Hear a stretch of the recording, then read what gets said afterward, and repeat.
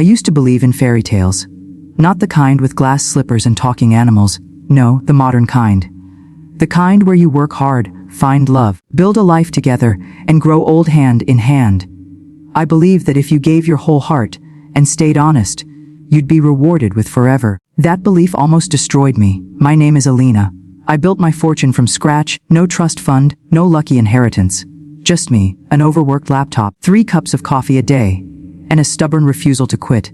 By the time I turned 35, I had a thriving tech consulting business, 3 investment properties, and a seat at the table in a male-dominated industry. But what I didn't have was love. Enter Daniel Hayes. He was everything I didn't expect to fall for, a struggling architect with warm brown eyes and a boyish smile that disarmed even my coldest moods. We met at a friend's engagement party. He was charming, funny, attentive, the kind of man who noticed small things, like the way I rubbed my thumb against my wine glass when I was nervous. He made me feel seen. Within months, we were inseparable. He wasn't intimidated by my success, or so he said. In fact, he celebrated it. "You inspire me," he told me once, when I closed a $1 million deal. "You make me want to do better, be better." It felt real. It felt safe. When he proposed on the rooftop of our favorite restaurant, I cried. Not because it was a surprise, but because for the first time, I thought I'd found someone who loved me. Not my bank account, not my status. Just me. I never asked for a prenup. I had drafted one, just in case. But Daniel looked genuinely hurt when I brought it up. "Are we really going to turn our marriage into a contract?" he asked, softly. "I'm not marrying your money, Alina. I'm marrying you." God help me, I believed him. We got married in a small vineyard in Sonoma. It was intimate, elegant, and perfect. He cried during his vows. My mother told me later, "Sweetheart, I've never seen a man love someone the way he looks at you." I held on to that. I clung to it. For the first 2 years, life was everything I dreamed of. Lazy Sunday mornings, spontaneous weekend getaways, shared ambitions. He started his own architecture firm, and I helped him fund it. I didn't mind. I believed in him. I paid off his student loans, helped renovate his office space, and even covered payroll for his staff during slow seasons. Because that's what love does, right? It invests, it supports. But slowly, things started to change. At first, it was subtle. Late nights he couldn't explain, sudden defensiveness about his phone. He started making jokes about how I was the real breadwinner of the house, but they didn't feel like jokes. They felt like tiny stabs wrapped in laughter. Then came the lies. He told me he was working late, but a friend spotted him at a bar downtown. I asked him about it. He brushed it off. I needed air. Work was stressing me out. No apology, no remorse. Just irritation that I questioned him. That was the first time I felt that twist in my stomach. The kind that whispers, something isn't right. I tried to ignore it, tried to focus on my business, tried to convince myself that marriage had rough patches, and this was ours. But the signs kept coming. Unexplained withdrawals from our joint account, cryptic text messages from someone saved as Mike, except Mike sent heart emojis. And that night I found a plane ticket receipt in his jacket pocket. A trip to Miami, which he never told me about. He claimed it was a last-minute networking event. I wanted to believe him. I needed to believe him. But I'm not stupid. I didn't build my empire by trusting the wrong people. So I did something I never thought I'd do. I hired a private investigator. Her name was Carla, sharp as a blade, discreet and efficient. Within days she gave me what I feared, but wasn't ready for. Photos, videos, receipts. Daniel was cheating. Not just sexually, but financially, emotionally, strategically. He had been meeting with a financial advisor behind my back, transferring small sums into hidden accounts, slowly building a case to claim marital assets. He wasn't preparing for our future. He was preparing for war. Carla even recorded a conversation between him and a friend in a parking lot, his voice unmistakable. "She's too trusting. No prenup, nothing. Once I file, I can claim half. She'll fold. She always folds when it gets emotional." I felt like I couldn't breathe.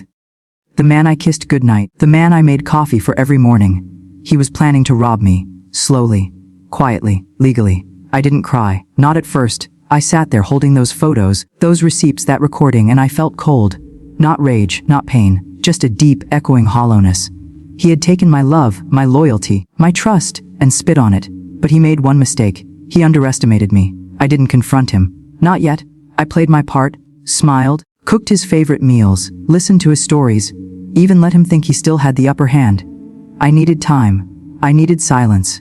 I needed to be calculating. So I went to my lawyer, Sasha Lynn, a woman I'd met during a corporate acquisition battle.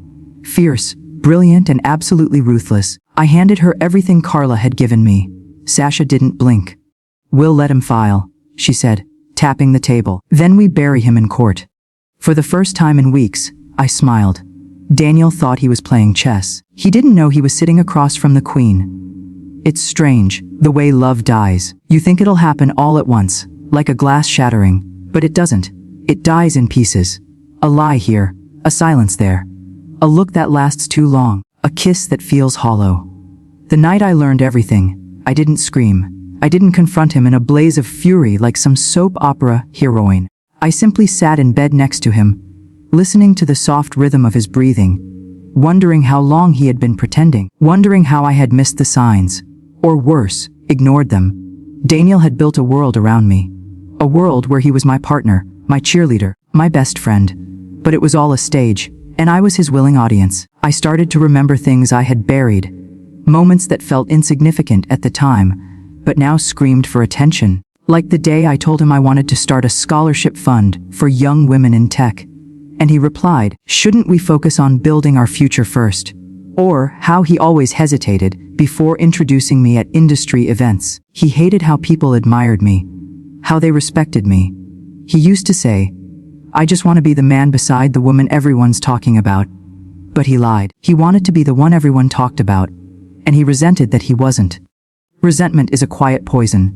It doesn't choke. It seeps. The photos Carla gave me showed him with a woman named Tessa.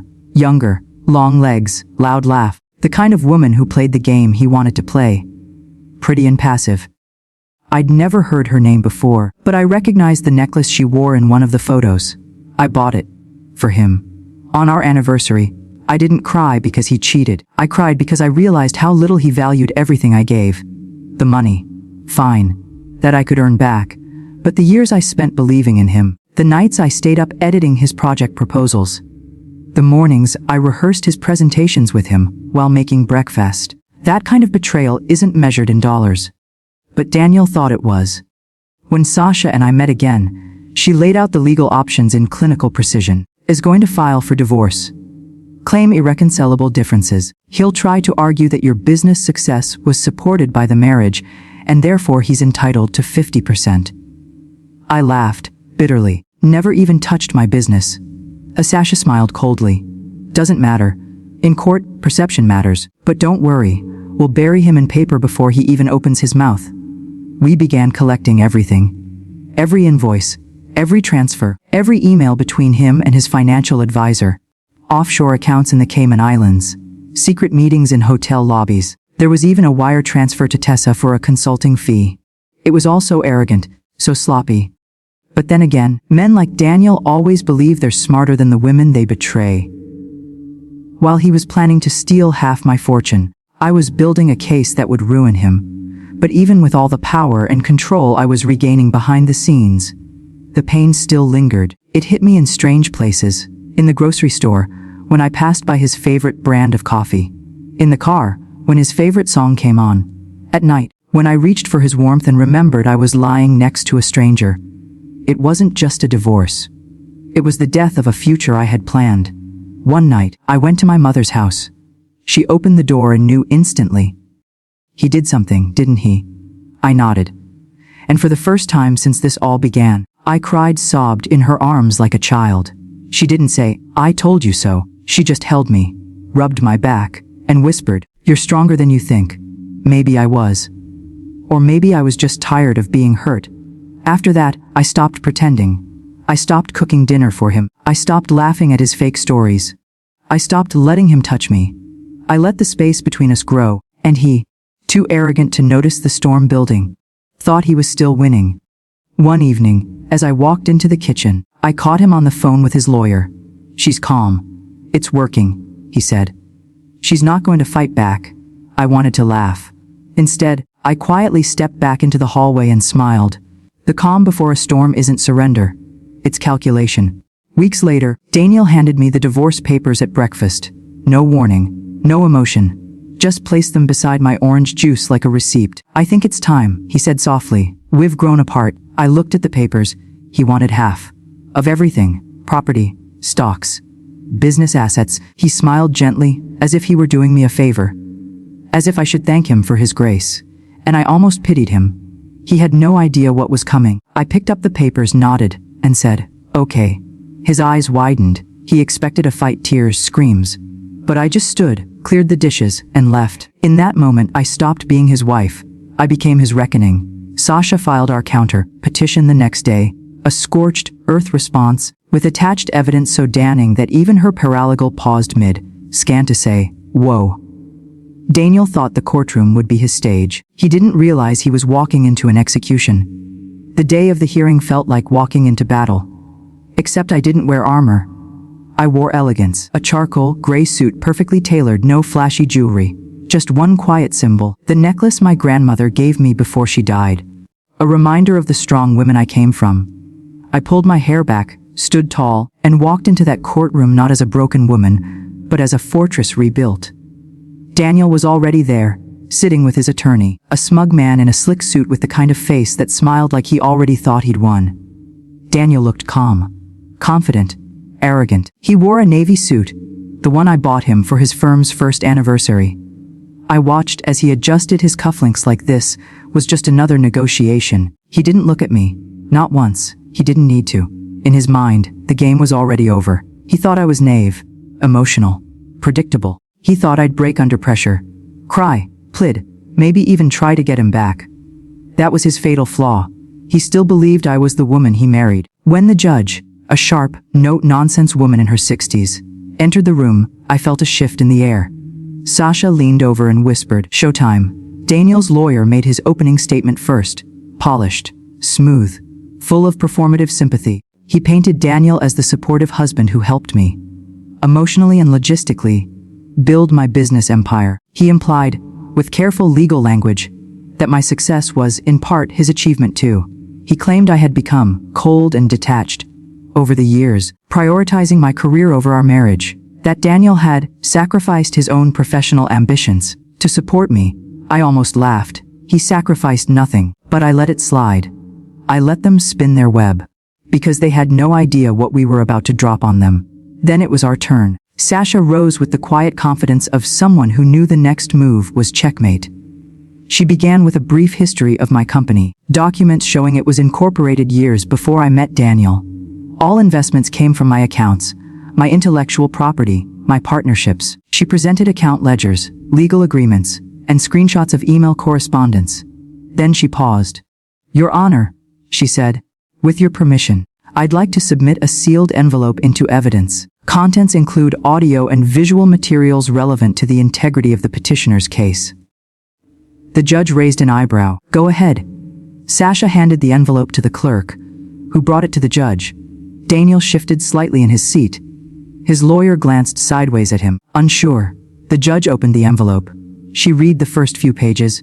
Financial records, travel receipts, undeclared accounts. Then she got to the transcript, a direct recording of Daniel speaking to his friend in that parking lot. "She's too trusting. No prenup, nothing. Once I file, I can claim half. She'll fold. She always folds when it gets emotional." The courtroom was silent.